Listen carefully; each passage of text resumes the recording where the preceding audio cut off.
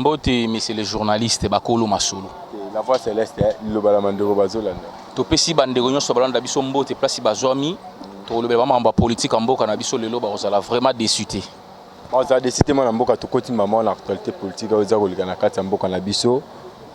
Retour à chef de l'État. Yo moni on est chef de l'État zongi na maladie boeto chef de l'État azakalima limbola no bana mboka bazolanda. Je pense qu'il y a plus de débat. Qui chef d'État zongi lobby, comment il était en forme et en bonne santé. Vous comprenez, le chef de l'État, il avait un peu des petits soucis. Il y a santé, il y a une hernie discale. Ce n'est pas une maladie comme des bandits qui prétendent opérer président, ennemi à la République. Voilà. Moi je pense qu'un vrai Congolais ne peut jamais même polémiquer sur la maladie à chef de l'État. Étant humain, comme tout Congolais, comme tout autre humain, alors pourquoi est ça le débat? Pourquoi est ça la tollée à niveau il y a des réseaux sociaux? Voilà comment les Congolais sont des inconscients. La plupart sont des inconscients. Vous comprenez? Bon, polémiquer sur maladie à moto. Vraiment, on a un peu trop bas. On a ennemi à la République. La plupart à ce ne sont pas des Congolais. J'ai compris. Parce que on n'a pas insinué ni nakati wana mito ba Congolais. Dire que le président est opéré, le président Koufi. Allez-y comprendre niveau de méchanceté à certains Congolais. Hein? On peut être des adversaires politiques, mais pas jusqu'à souhaiter la mort de quelqu'un. Allez-y comprendre, jusque-là j'ai été vraiment très déçu dans le comportement de certains Congolais et des politiciens congolais. Vous comprenez? Sur le plan politique, vous n'avez plus rien à démontrer au peuple congolais. Maintenant, Simba, biloko ezanga tiba futilité. Bon, polémiquer sur l'état de santé à chef de l'État. Malheureusement, nous avons confondre bango. Le chef est rentré hier en bonne santé, en forme. Ils sont monier, tout vivre hier. En tout cas, lelo kutu azo présider conseil des ministres lelo. Donc c'est ça un peu. Mais balobaki ke mokonza mboka ki na basale opération à motema, babaki fala za repos, babaki opération à motema za entre la vie ou la mort, mais ba mol mokonza mboka zongi en bonne santé mwana mboka. Yango na hauteur ko yebisa ezala ki ba discours ya batu mo ba haineux, ba détracteurs, ba méchants. Vous comprenez? Le chef n'a jamais subi une opération chirurgicale, c'est faux. Ba opérer chef de l'État te na hauteur biso ki ezaki hernie discale. Pas si na Congo, ezala nango normal comme tout être humain. Moi, petit bobo, akindaki, à ça la contrôle check-up, comme à ça la chaque mois en tant que chef de l'État. Il reste, il est en bonne santé. Les gens doivent retenir qu'il est en bonne santé, à connaître opération Moroté, à zonga en forme, à tamboli, to moni en live, na des bonhommes. Donc il est en bonne santé.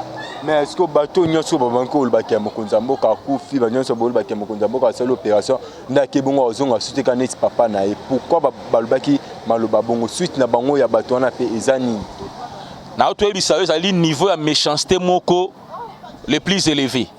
Vous comprenez? Et c'est la sorcellerie d'ailleurs. Et moi je pense que tous ces gens bakufa liboso chef de l'État. Le chef de l'État a une mission pour ce pays, donc jamais Dieu, notre Dieu, le Créateur, a pu permettre niveau de méchanceté à Bongo. Je pense que Bango Batouane Bakoufa, liboso à chef de l'État, parce que lui il a une mission pour ce pays. Donc nous avons gardé, nous prêté vie pour qu'il ait matérialiser vision pour le développement du Congo. Mokonzambo kazana reporter toi abandama mon travail na. Mais face au repos. Na otu ko ebisa awa muto ba opérer lelo azo présider conseil des ministres lelo vendredi. C'est pour votre information. Ce qui m'a sibisa qui intervention chirurgicale dans Moutema, je ne pense pas que présider réunion à conseil des ministres. Dès lors qu'il a présidé, cela sous-entend qu'il est en bonne santé, en déplaise aux détracteurs et aux méchants. Parce que maintenant, nous avons qui bouzo bawana ya finga chef de l'État, au ba opérer, bu fala kufa, banal balançant, baton banane. Na hauteur ko ebisa awa, il y a certains politiciens qui ont mal ya positionnement. Moussala Baron failli basala ya contrepoids baza incapable de sala yango parce que Félix a mis sa bango pema sur le plan politique. Mais bango s'accrocher na sa futilité na ko toucher même Oezali santé à Moutou, allez-y comprendre. Nous pouvons être adversaires politiques mais pas juste à souhaiter lié à Moutou. Allez-y comprendre degré ni ya bassé c'est un politicien congolais. Allez-y comprendre quel niveau ya bassé c'est le peuple congolais. Bon c'est pas une maladie à Moutou. Supposons qu'il était malade, supposons qu'il avait subi une intervention chirurgicale. Et après, c'est la méchanceté de l'homme congolais. C'est la méchanceté tout simplement, moi je peux dire. Voilà maintenant nous avons à confondre les détracteurs ou nyonso. Les loba kimba réseaux sociaux depuis lobby. Tout le qui va réseaux sociaux monanité.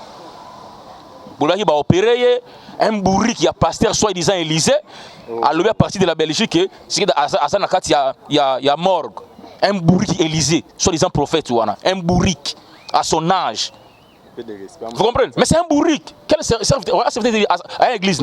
C'est un bourrique. Vous comprenez? Des bourriques comme les Sobé, des bourriques comme les Sobé. Il y a un moment moi, Nazo regardé pour la diaspora congolaise. Vous comprenez? Ce qui vraiment, en son temps, tu es que la diaspora va battre Maïli. Soit qui est fan de Mboka Libanda, à quoi la bisonde, oh ezali culture yamboka wana. Mais les diaspora Congo, c'est la Sony.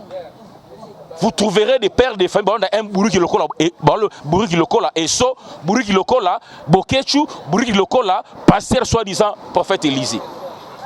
Ça me fait comme ça. Ngana kenda na voyager na kenda libanda mboka na hôtel ba congolais mususu te bazolanda batu wana na okamwa. Nazo kamwa. C'est que le peuple congolais a ma peuple moko la plupart ba bourrique. Des soi-disant diaspora. La plupart sont des bourriques. Je le confirme dans les médias na yo. Parce qu'on a la Esso, qu'on a la Esso, la Bokechu, la prophète Élysée, il faut être bourrique. Il faut être bourrique. Les gens qui n'ont aucune notion, les gens qui n'ont même pas étudié un Bokechu, néo diaspora la Bokechu. Mais il faut être malade. Allez-y comprendre la diaspora congolaise. Bon, c'est la sonia la diaspora nyonso. Pendant que ailleurs, diaspora na bango, bazoya kotonga mboka na bango. Oh bazui libanda mayele baena ko tonga mboka na bango mais pas na biso et ça inde buzoba ba fertilité oh ba la biso soit disant diaspora congolaise c'est la honte OK moi na mboka toki ne petit à petit moi mboka to moni arrivé à chef de l'état ndeko ya mokonza mboka kotinda batu akopesa ba loi baki ni gouvernement ndaku ya François Beya na ndaku ya Jean-Marc Kabundi to ndenge ni mboka limona na bana mboka parce que to moni mokonza mboka ye na méchant makazi président kotinda baki ndi na ndaku ya Jean-Marc Kabundi na ndaku ya François Beya bihona bango pona motif nini oyebi ce n'est que au Congo tozo confondre démocratie na libertinage il n'y a qu'au Congo ici ailleurs tant au service à renseignement et ça la banquette na yango même les médias et lobela yango te il n'y a qu'au Congo tu trouveras un soi-disant journaliste un soi-disant activiste des droits de l'homme azo s'ingérer makambo etali souveraineté même il y a service à renseignement ya mboka basangani nous collectif de défense des droits de l'homme tozo sengara aner quel courage. Bon moi je comprends ba Congolais ba mesana na dictature à Kabila oui j'ai compris cela parce que les Congolais vont confondre démocratie et libertinage. Ils pensent que la démocratie, tu te permets de tout. Et ça, c'est réservé dans le service à l'État. L'ANER n'a pas de compte à rendre, ni dans la population congolaise, ni encore dans le niveau de l'ANER. ANER, soit si banquette, à constituer c'est à un rapport. Ce n'est pas à Katende à faire un rapport, ce n'est pas à Kapemre à faire un rapport. Ils doivent comprendre ça, les soi-disant juristes. Même aux États-Unis, il y a une enquête secrète, ils ont révélé même au niveau de la justice. Même aux États-Unis. Il n'y a qu'ici au Congo, ils se croient que la démocratie est comme une que je me permets de tout. Non, ils doivent comprendre que les services de renseignement, les services d'intelligence, les rapport acquis des droits. Non à Katende, non à Kapiamba. Ils doivent comprendre ça. Basa na ba limite na bango. L'ANER est le service de renseignement. Ce qu'on la banquette n'a jamais révélé au grand public. Jamais, au grand jamais. Donc les Congolais, un peu comme la démocratie. Démocratie, ce sont les normes. Il y a les normes à respecter. Et ça dit libertinage, tu te permets de dire tout, tu te permets de dire tout, même dans la matière aux maîtriser. Mais il faut le lobby parce que tu es Congolais, parce que tu sais que la c'est démocratie. C'est ça la faiblesse de la démocratie dans le Congo. Vous comprenez? Faiblesse de la démocratie dans le Congo. Le peuple tellement il est ignorant, à comprendre même que non, même sur la démocratie. C'est ça le problème. Mais tout le monde comme François Beya, Batikae, Malaboka. Les Congolais sont des inconscients. Vous comprenez? À chaque fois, au moment où ANER, ce qu'on retenir à Kangio, ils ne l'ont pas battu. Et puis l'ANER n'arrête jamais sur base des rumeurs. les gens doivent comprendre ça. Avant de t'arrêter, ils doivent toujours avoir des preuves avec eux.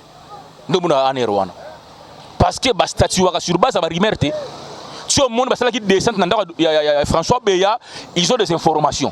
Alors ce n'est pas à Kapiamba, ce n'est pas à Katende, il y a aussi un bruit pour distraire les gens. L'ANER a travaillé secrètement. Vous comprenez? À travailler publiquement, ils doivent comprendre ça. Alors quand je vois certains Congolais manipuler Bango, nous demandons quel courage. Voilà pourquoi moi je comprends. La dictature mais la démocratie, avec le temps, il faut s'adapter, il faut comprendre que la démocratie veut dire libertinage. Vous comprenez? Tant que on a un niveau de service à renseignement, ce n'est pas à eux de faire du bruit. Ils n'ont pas ces droits-là. Parce que là, on a un publiquement, secrètement. Il y a un service de renseignement, service d'intelligence. Pour quel intérêt François Biassi s'il est innocent? Donc les Congolais, je pense, ils ont amnésie de ça, les Congolais des fois. Ou bien ils ont l'inconscience moko boyele qui est au niveau des Congolais. Ils confondre les macambes à chaque moment. Vous comprenez? Sur les peuples les plus bêtes, quand on a les réseaux sociaux, tu comprends que les Congolais sont les premiers. Ils sont là que pour des futilités. Mais Makambo est à le développement en Bokanabiso, ils n'en parlent pas. C'est ça les Congolais. Donc moi je pense que c'est ça. Batika, service à renseignement et ça la Moussa na yango, repère sa rapport à qui des droits, repère sa rapport ni na Katende ni na Kapiamba. Ok, mon amboka tout le monde qui jamais qui 2 semaines à de traitement, mais tout le monde 2 semaines est qui. Éviter jamais que voyager na neza qui malibela to ozonga to éviter limbola na banamboka. Bon, personnellement, je ne saurais pas affirmer dans ce sens. Jean-Marc Kaboul, c'est un citoyen congolais. Il a ses droits d'aller se faire soigner à l'extérieur du pays.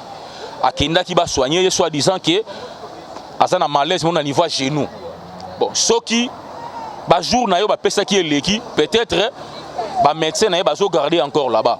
Mais je ne serais pas à mon niveau dire que non, à Kimi ou concernant Total là, évolution makamde ko salama. Ce qui pas Kimi, pourquoi Kimi? Ce qui pas Roya, à Rozonga, il est le bienvenu dans son pays. Ok, mon amboka tout le monde maman Olive a qui lancé à 2023, ba pesa Kabila chance. Débité Kabila en 2023 Rozonga, ton ndengeni limbola na ba mboka bazolanda. Bon, il est permis à tout le monde de rêver. Comme cette dame-là continue à rêver encore, mais elle est libre de rêver. Kabila, même sur le plan constitutionnel, alors qu'il jamais causé un sous-président à Congo. Donc c'est d'ailleurs un faux débat. Voilà pourquoi je vous ai dit, beaucoup de Congolais sont amnésiques. Même qui na stade ouana. Vous comprenez? Yebisangai bakopé sa Kabila chance. Il y a Nini, il a fait 18 ans dans le pays. Nini Oya Sala Kita Rosala après mandat naï. Il avait tout le temps, il y a Bongsamboka Oy. A eu pouvoir à l'âge de 29 ans. Vous comprenez? Sauf que vraiment il avait la vision pour ces pays. Si ces pays est souffrir dans le moment où c'est à cause de la gestion de Mobali et Kabila. Vous comprenez? C'est à cause de la gestion de Mobali et Kabila. Ils ont détruit ces pays pendant 18 ans. Et aujourd'hui, elle prend le courage, il y a non, une chance. Allez-y comprendre. Allez-y comprendre. À moins que des Congolais basent là-bas naïfs. Vous comprenez? À moins que basent là-bas naïfs. Nini au Kabila ko sala na 5 ans ba ça y est na 18 ans sala ki ngoti. Moi je pense que c'est un faux débat. Comme je l'ai dit sur les débits il est permis à tout le monde de rêver. Comme cette dame continue à rêver, à continuer à rêver. Mais Ayeba que Mobile n'a sous président à Congo, c'est fini pour lui. Bon bah ça d'ailleurs qu'on dit mais que Joseph Kabila en 2023 ça. Na uti ko ebisayo que ba déclaration maman on a sali sanangage que elle et na ba inconscient ba qui na stade banda ko yoka parce que Mobile n'est place à ça que non je ne serai plus président à Congo. Yebisanga na souvenir ni Congo a voté comme président à Congo. Nabila Nini à 18 ans au Congo là on peut ses chances à diriger Bango en 2023. À moins que tous là mouton comme je l'ai dit. À moins que tous là zoba. Mouton diriger Mboko pendant 18 ans. Atiki biso ba maléré. Allez yo telemi que bo peut ses chances à moins que tous là zoba na Congo. Moi je pense que à l'obaki pas se président monoro na hier. Moi devant foule ba tout musu ba na maîtrisité. yango na période salaki ba bêtise lobaki wana. Mais dire que son mari azonga na Congo ezali ndoto, elle rêve debout. Vous comprenez? Et c'est quoi ça moko impossible. Et ça la jamais na mboka. Et ça la jamais na mboka tozo que toujours petit à petit pas que nous citer na émission na biso na mboka. Entrée parlementaire to moni euti ko zonga le 15 mars loi nini o ba député ba ena o ba obanda nango limbola no ba na mboka. Bon, je ne saurais pas vraiment citer la loi, on n'a pas la maîtrise mais je sais que tokoti na phase moko oyo ba loi est belé et ils allaient voter surtout la modification en loi électorale surtout. Ils allaient na kata session oyo mais tu souhaiter bâtir la bisopé loi à Noël Chani. C'est la meilleure des lois. Mais loi na boya ki yango. Te ba boya yango te. Na moment où déjà Tshisekedi en tant qu'individu azana ba sentiment na épée. Vous comprenez? Tshisekedi en tant qu'individu, il a aussi ses sentiments, il avait parlé en tant qu'individu. Je comprends. Mais ce n'est pas à Tshisekedi de voter les lois, c'est aux députés de voter les lois pour le pays. Hein? C'est ça la part des choses. Quand les députés, nos élus, décident que tu verrouiller fonction chef de l'État, ce n'est pas au chef de l'État à priver bango, bassa la moussana bango comme il se doit. Vous comprenez? Moi je pense que tout Congolais a besoin de la loi wana pour mettre un peu aussi ce désordre wana au sommet de l'État. Nous avons connu beaucoup de gens qui ont dirigé ces pays, ils douteuses, détruire Mboka. Alors trop peu ça va sous chance cette fois-ci. Voilà pourquoi nous devons interpeller nos députés, nos élus consciencieux, mettre un peu tcha loi wana na mesa, traiter pour verrouiller la fonction de chef de l'État. Pour éviter d'infiltrer dans tout Mboka na biso. Na ba loi no mona te ke pelisa Mboka monto mwana Mboka. Ba loi musu bozoya na mwa. Bon, moi je pense que tant au moni mutu azolo ba ke loi ne pelisa moto, landa est bien. Il peut être étranger, Arose peut être étranger. Vous comprenez? To ucho mona loi wana na Zambie ba auto sala yango. Zambie c'est en Afrique wa. Quel est ce pays dans le monde entier et kotika un étranger à diriger bango? Quel est ce pays dans le monde entier? Il n'y en a pas, papa. Donc, tu es venu dans ce pays comme un pécheur. Il y a des gens diriger biso parce que comprendre que non, certains Congolais sont naïfs. C'est ça le problème. Bato ba diriger biso na ba nationalité douteuse wana. Mais yo ebi bango bien. Yo ebi bango bien. Moïse Katumbi n'est pas congolais. Sa mère est zambienne, son père est juif. Il ne peut jamais en aucun cas devenir président du Congo. Nalo bango chaque fois. Na auto ebi sa yo awa comme on est soriano. Vous comprenez? Sa mère est zambienne, son père est juif. Soit on a besoin d'ambition comme président à qui na Zambie, à qui na Israël. Mais pas au Congo, c'est ça la vérité, papa. Moi, je pense que certains journalistes minables, il y a président, sénateur Yakala, Alexis Tamboué Mwamba, il avait aussi raison. Parce que, détruire Mboka, toujours des Congolais inconscients, à cause d'argent. Nous allons à Liboumou, allez, Pessie Mbongo, allez, défendre l'indéfendable. C'est ça le problème. Les soi-disant journalistes. Et tous ces politiciens congolais vont soutenir bêtises wana. Tala bango bien. La plupart na bango, bon, permettez-moi na bisu à la télévision. Mais moi je te dis, cette loi pour na biso ba congolais. Toi on a besoin de loi na et les cas pour na ko verrouiller fonction chef de l'État. Tolingi sous désordre eux qui na mboka na biso te, un étranger outil de gauche, outil de droite, a ko diriger biso. Nous disons non. Nous disons non. Cette fois-ci, biso ba congolais to boye loko wana. Alors, certains congolais oh ba encore naïfs. Certains congolais oh ba encore ba lèche botte à l'étranger en déplaise à eux. Les Congo ne leur appartient pas. Et puis c'est tout le koleka mutosa muninge loko azati. Mutosa muninge loko azati. Et les vrais Congolais, nous sommes là pour défendre cette loi. En déplaise à ces flatteurs, à ces inconscients, à ces ignorants, à ces lèche-bottes, il y a des étrangers. Nous, vrais Congolais que nous sommes, pour défendre la loi, il faut les cas. Pour boy les étrangers, la tête au sommet, il y a tête Mboka Nabiso. On a pour l'élection en 2023 à la tête de Cette question, ils ont mérité réponse, il y a Kadima.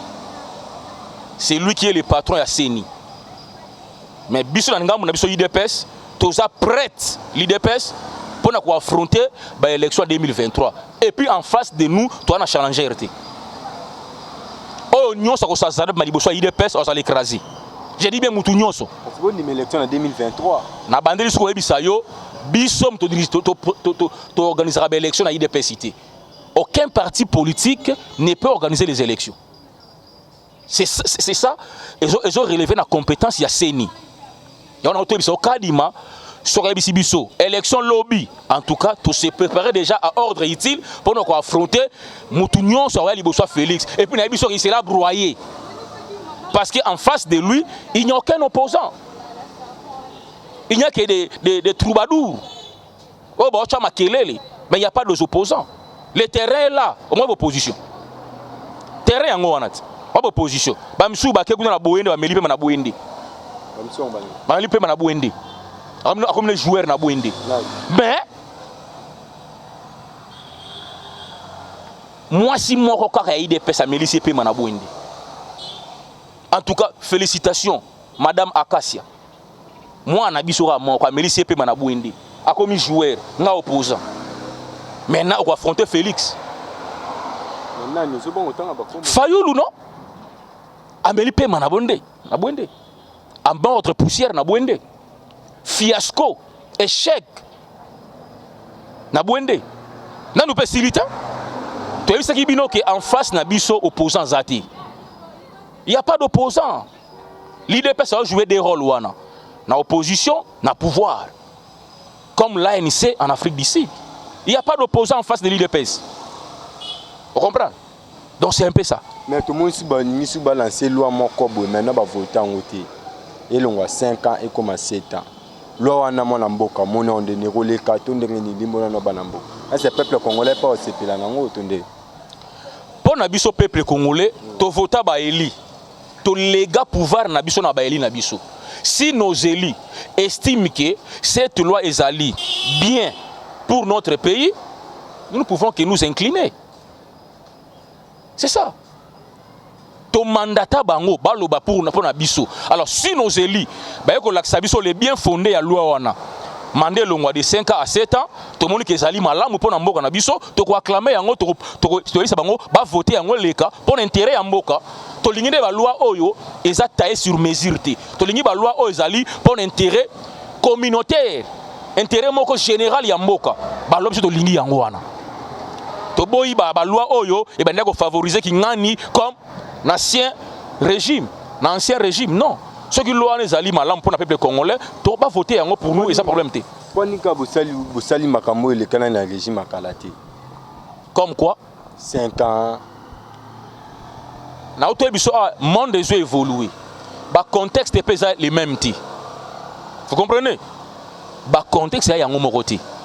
Alors ceux qui ba eli na biso, ba tel que ba contexte actuel. Et zo senga ke to longa na mandat ya 5 comme 7 ans, ba pesa biso ba raison, ba motiver yango. Non, et ça pour ça, alors, tu as là, et les canards 7 ans, ce n'est pas un problème. Ok, moi, tout le monde a dit que la possibilité à Chebea. Tisiko, on a clarté. Ils ont pousse, ils ont les 6 mars, c'est pour ça, comme les 15 pour ça, tu es battu. C'est comme les 23, tu es battu. Banga, tu as attendu tu es battu. Justine, tu as banga et tu messieurs les journalistes, laissez-moi vous dire une chose. Au moins, les Congolais, à l'obara mingi, mais Congolais, c'est la culture ya koyeba makambuté. La justice est statuaka sur base de la preuve oyazana oyoyenango. La justice a statuaka en faveur de mutu oyo ayebi ko convaincre. Olandi, le juge n'est pas un magicien. Tant oyo lobi ke non, mutu ki ngani na bomaki mobali na ngai. Mais il faut motiver ça avec des preuves. Justice, ça revient à ça au plaisir. Depuis le prochain année, Baniti Sikoyo, n'a nulle part le nom de Kabila a été cité. Qui y est n'a pas chibé, n'a pas yangoté. Paul Minamba, vous avez dit j'en ai ça. N'a pas dit que et là qu'on y est là qui s'est Paul Minamba le bac est vrai. Qu'est-ce qui prouve ça? prendre part à Kabila. Moi, je suis réaliste, je suis un intellectuel. L'analyse arabe fait. Si c'est lui qui est à la base, il y a Liwa Chebea, il doit être arrêté. Il doit être arrêté. Mais que la justice fasse son travail. Ce qui va faire, ils ont établi, la preuve, ils ont démontré que c'est lui qui avait ordonné la mort de Chebea, mais qu'on l'arrête. Mais la justice a statué sur base de mention à Batou. C'est ça le problème, c'est qui est dangereux en Ouana. Quand on a Kanisaka, soit Fundi Moutou, forcément Moutou a incriminé, c'est faux. Mouton Fundi n'a pas moyen de défense. Si on convaincre le juge avec des preuves qu'il a détenir, il va la quitter. Mais biso va contre l'ingani, si on a Fundi Moutou, non, qui vous dit ça? Bisogno surtout qui a dossier, il y a Chebea. Ils ont toujours Moutoumoko, ils ont cité comme on a mon amboka. Yango na ebisio, les Congolais, balinga kotanga, balinga pe koye bati. L'ignorance tue. Il faut que la justice fonctionne. Le juge n'est pas un magicien.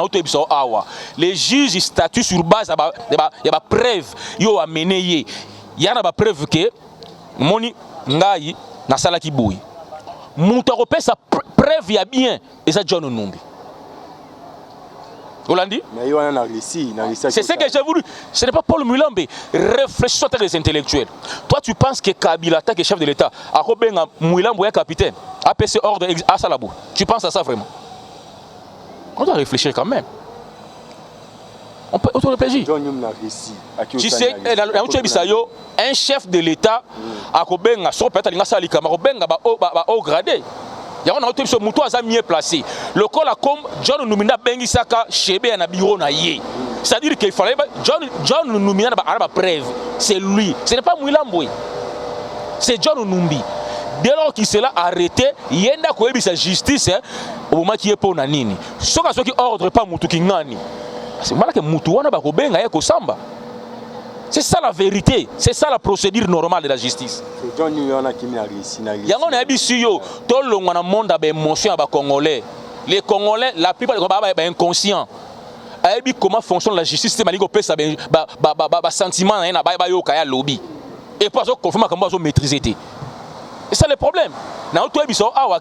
Chebea a été invité par John Numbi, non par Kabila. Si c'est Kabila qui avait donné l'ordre à John Numbi, c'est à John Numbi de dire ça. Non, Mouilamboui. C'est ça la vérité. Voilà pourquoi on a dit sur Awake, ce jour où John Numbi, il y a une version de fait. Pourquoi tu avais tué Chebea? J'ai reçu de l'ordre à tel. Des procès Fumami.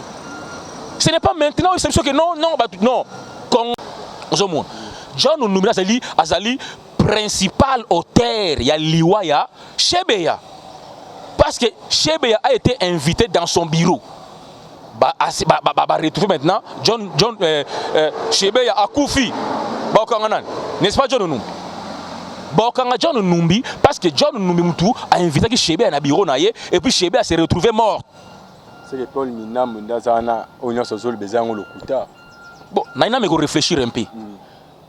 Nathan wana Mouilamba Zaki na gradini. Nathan wana est-ce que Chebea n'est pas Mouilamba qui n'est pas John Numbi? C'est-à-dire, la pièce maîtresse de Liwa Chebea, c'est John Numbi. Et au cause de la question qui va ordre l'icolo, il y a un autre qui va ordre l'icolo à exécuter Chebea. Il y a une vérité qui est éclatée. Mon John numéro téléman à la barre, bandi ko sambi ça y est, il y a un sabiso qui est, n'a qui va ordre pas moto qui ngani, na bo ma Chebea. C'est ça le procès. Et puis c'est ça la procédure normale, John. Mais c'est les journalistes qui ont sauté. Mais dire subitement comme ça, moto tel natinda qui va ordre, je ne saurais pas le dire, je suis intellectuel. Vous comprenez? Non, on doit être conséquent. Donc tu ne peux pas. Il y a un moni bras droit, il y a John Numbi Kosamba. Kenga. Parce qu'il avait reçu des ordres et pas John Numbi. Comment tu as Kosamba? Kenga. Bakate les peines de mort. Parce que si on a fait moi piste à vérité, il y a peut-être que ça va juge possibilité, il y a qu'on continue poursuivre la procédure. Mais Kenga a boy Kosamba. Vous imaginez? Oh, Kenga a bandé sur ordre pas Nani et pas John Numbi. Vous comprenez un peu ça? C'est-à-dire, pièce maîtresse, Ezali, John Numbi, et puis Kenga. Pour Kenga, il y a même commandé salam. Mais à Boyko Samba. Maman a bloqué maintenant nos juges. A bloqué bango. Parce que ce qui a sambaki, alingata nga John Numbi. John Numbi à son tour, so bakanga qui est alinga lobake, mututel na pesa nga ba ordre na bu machebe. Mon procès ça la magasa la mabongo monsieur les journalistes. Le reste il y a des émotions, des sentiments ya battu. Ok, merci minimum na mboka président Martial ya to comme na suka émission na biso. Le bano ya suka ezani pe numéro de téléphone ba question musu na tuni yote bat bako bengo pe batuna. Vraiment pour moi na Roloba ba congolais au balingaka président na bango. Les chouchous du peuple congolais, à ce qui des retours depuis hier, Namboka, Namboka Moni Bouy, en tout cas, ça en forme. Sauf que les ennemis de la République, les méchants, ils va décider na destiné na yé, malheureusement, nous allons confondre Bango. Le président n'a jamais été opéré. Je dis et je persiste. Le président a cela qui opéré na cœur comme des détracteurs, comme des sorciers, des méchants, sur les réseaux sociaux. Le président a dit que malaise, en tant qu'humain, c'est normal. Et puis, il peut obéir là. Mais du reste, il est en forme. Lelo Koutou a présidé le Conseil des ministres pour vous dire qu'il est en forme. Donc, en déplaise aux sorciers et aux méchants. Donc, du reste, Banamboka numéro 081 plus 243 81 52 99 123 plus 243 81 52 99 123. C'est le président Marcel, il y a sénateur debout. Ok, merci Minto comme na suka émission na biso magazine Yoka Base, merci na Edge Kamano za toujours na ma caméra ba toujours mitune za kayangai ba réponse ezalaka ya ba invité na nga to kutani biso na bino mbala ya sima.